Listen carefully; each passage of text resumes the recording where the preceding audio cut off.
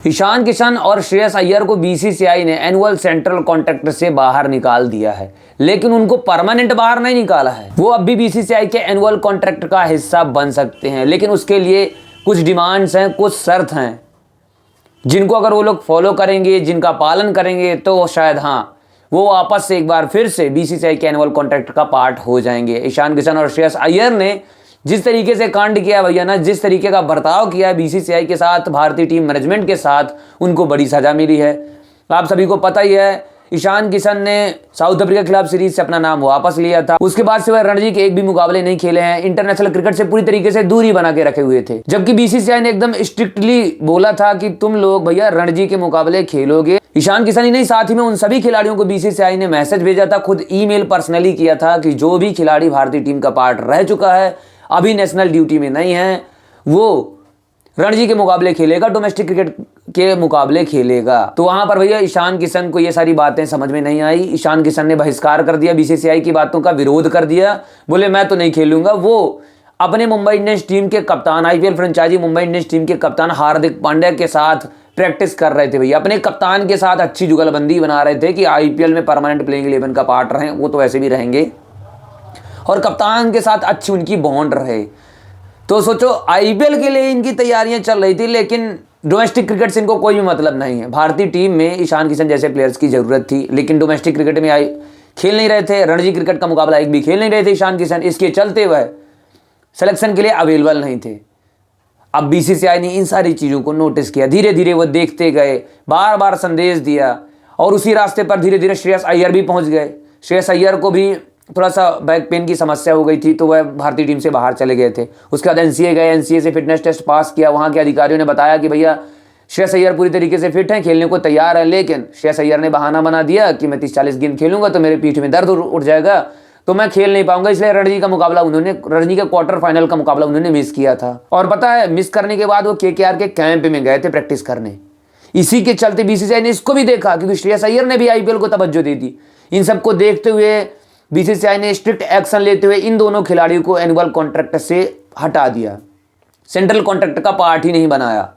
दिखा दिया है भैया कि तुम हमारा विरोध करोगे तो हम तुम्हारा बहिष्कार कर देंगे। लेकिन अभी भी इन दोनों खिलाड़ियों के भारतीय टीम में सेंट्रल कॉन्ट्रैक्ट में आने के रास्ते खुले हुए हैं। इसके दो रास्ते हैं, एक रास्ता तो हम बताएंगे, दूसरा रास्ता बीसीसीआई अधिकारी ने बताया है। हमारा रास्ता यह है कि हार्दिक पांड्या जैसा भैया जुगाड़ लगाओ, हार्दिक पांड्या जैसा ब्रांड बनो भाई। वो आदमी भारतीय क्रिकेट टीम से सालों सालों दूर रहता है, कह सकते हैं 6-6, 7-7 महीने दूर रहता ही है। 3-4 महीने के लिए आईपीएल पूरा खेलता है। आईपीएल में उस बंदे की अवेलेबिलिटी 89% है। आईपीएल के हर मुकाबले के लिए वह अवेलेबल रहता है। आईपीएल में इंजरी नहीं होती उसको, उसके बाद वह इंजर्ड हो जाता है। हाँ, थोड़ा बहुत आईसीसी के इवेंट्स खेलने के लिए भारतीय टीम के साथ आ जाता है, उसके बाद वह आराम से इंजर्ड होकर अपनी कमर पकड़ के, टांग पकड़ के घर में बैठा रहता है, वहीं से बढ़िया रील्स बनाते हुए मजे लेता है। उसके बाद भी वह सोचो बीसीसीआई के सेंट्रल कॉन्ट्रैक्ट का पार्ट रहता है, वो भी ग्रेड ए में, जहां पर उसे 5 करोड़ रुपए सालाना बैठा कर दिए जाते हैं। अब पता नहीं हार्दिक पांड्या का क्या कैसा जुगाड़ है, जय शाह बीसीसीआई अधिकारियों से, सेलेक्टर से। हाँ, हार्दिक पांड्या बहुत तगड़े खिलाड़ी हैं, टैलेंटेड खिलाड़ी हैं, वर्ल्ड क्लास खिलाड़ी हैं। उनके जैसा खिलाड़ी भारतीय टीम के पास एक भी नहीं है, उनका कोई भी रिप्लेसमेंट भी नहीं है। उनके जैसा पेस बॉलिंग ऑलराउंडर नहीं है, उनके जैसा एक कप्तानी स्किल भी उन्होंने तैयार की है। भविष्य में वह चलकर भारतीय टीम के कप्तान भी बन जाएंगे, लेकिन जब खेलें अच्छे से तरीके से खेलें तब। वो भाई एक टांग वाले खिलाड़ी हैं जो कि कभी भी इंजर्ड होने की क्षमता रखते हैं।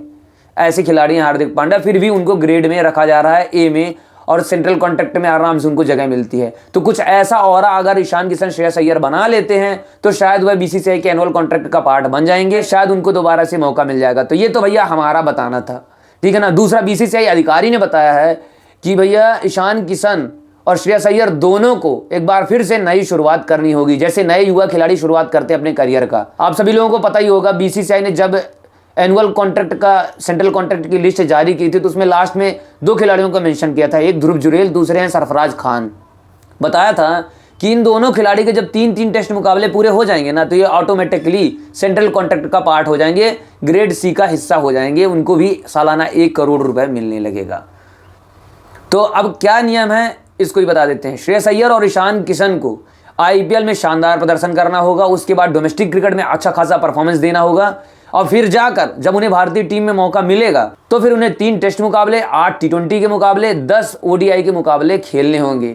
इन तीनों में से किसी एक चीज़ को वो अगर कर लेते हैं, एक काम को कर लेते हैं, या कि टेस्ट क्रिकेट के 3 मुकाबले खेल लेते हैं, या फिर T20 के 10 मुकाबले खेल लेते हैं, या फिर ODI क्रिकेट के 8 मुकाबले खेल लेते हैं, तो फिर वो ऑटोमेटिकली सेंट्रल कॉन्ट्रैक्ट का पार्ट होने की एलिजिबिलिटी में आ जाएंगे। ये शायद उन्हें ग्रेड C मिल सकता है, ग्रेड C में उनको जगह मिल सकती है। तो भैया एक बार फिर से नए युवाओं की तरह उन्हें खून पसीना बहाकर मेहनत करके भारतीय टीम में जगह बनानी होगी।